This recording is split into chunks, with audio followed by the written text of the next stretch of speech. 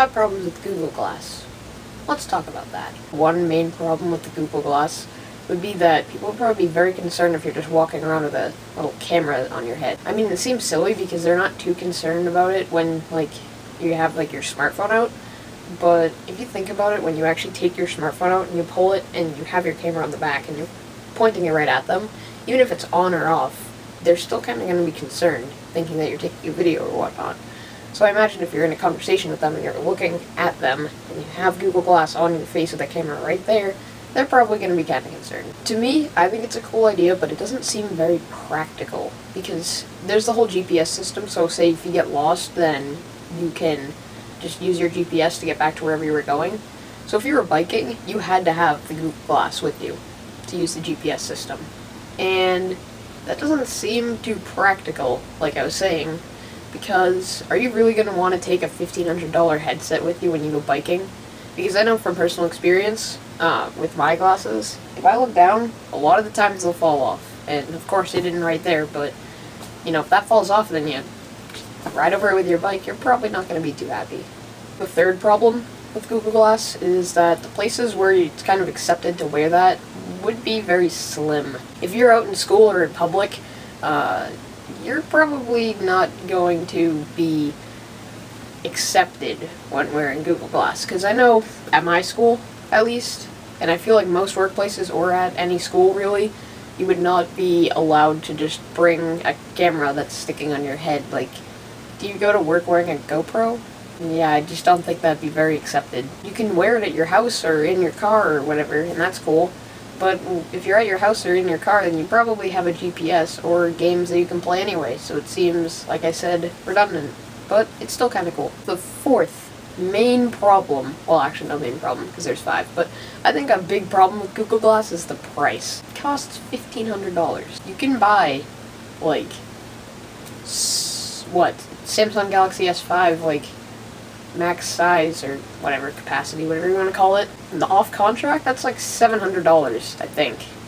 Correct me if I'm wrong, because I never really looked into those. I like the Moto X better, but yeah, I think you get the point. You're kind of paying more for less, but it is in beta, so maybe that's subject to go down, I don't know, but it just seems pretty expensive. So, I'm not really done talking about the price, and know that I'm not hating on Google or Google Glass or anything. I actually really like the innovation they're doing. It's kind of like, I don't know if you guys ever watched Ned's Declassified School Survival Guide when you were little like me. Well, anybody watching this probably is older than me, so you probably didn't watch that. But in case you did, you'll remember Cookie wore those glasses that had, like, the camera on them, and then he'd detect people and get, like, all the data about them, like, Ned Bigsby, however old he is, stuff like that.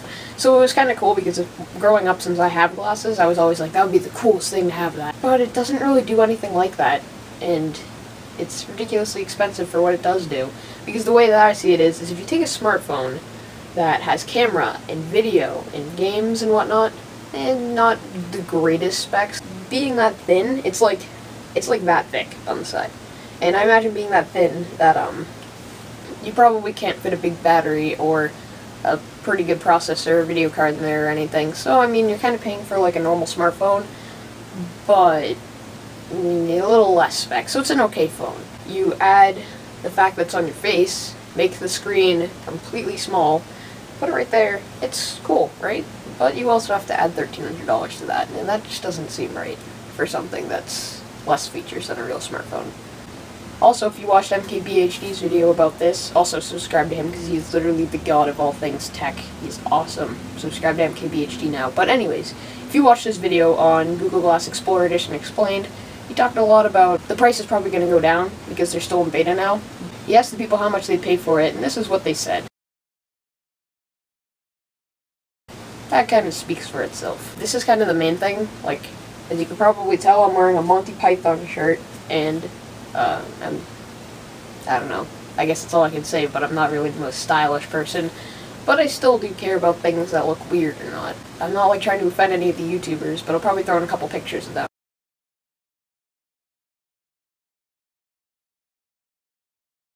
But it just looks strange.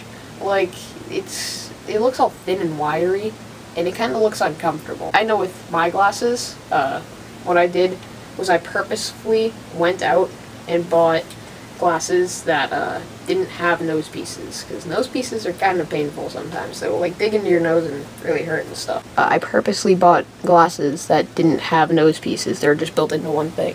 Yeah, it just kind of looks thin and uncomfortable and a little like lopsided, and real glasses do that too. Like mine are actually probably lopsided right now. But yeah, they look kind of weird and strange, and I'm sure if you were in public you'd get some strange looks because they just don't look normal at all. Like, you look normal holding, like, an iPhone, or a Samsung phone, or a Motorola phone, whatever. But when you're wearing these thin glasses on your face, they just, since they don't actually have anything right here, which actually they do if you get, like, the sunglasses snap-on pit, which is actually really, to me personally, the only way that they look passably normal. So that's kind of cool, but still, they just look very strange, and I don't know if anybody would actually want to wear them in public, or if they'd be accepted to wear them in public, or anything like that. That's just my opinion. I do like the innovation Google's doing, and I'm not hating on them or anything. Also, if you guys are not new to my channel, like you've been here for a while, you've probably noticed that I haven't uploaded any gaming videos, and that is because, don't kill me for this, I just lost all motivation. Also, comment down below if you would like to see more of these, or comment your opinion about Google Glass. But I'm also going to be doing the movies and the shorts and stuff like that. But I really like this, and so if you do too, please give it a thumbs up. Subscribe if you want to see more stuff like this in the future. I'm thinking about talking about those real-life Lego blocks that people are actually building houses with, or there's kind of a prototype for them. I'll talk about that in the next video. But anyways, thanks for watching, and I'll see you next time.